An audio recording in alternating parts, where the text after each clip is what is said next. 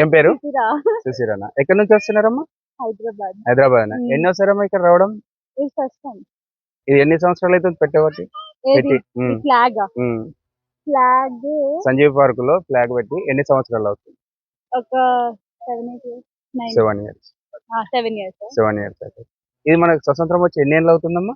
స్వతంత్రం వచ్చా ఉమ్. స్వతంత్రం 47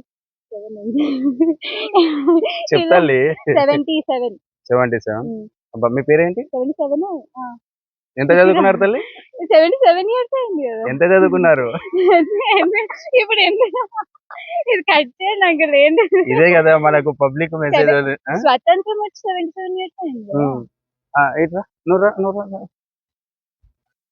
సారీ 77 కాదు 76. 76.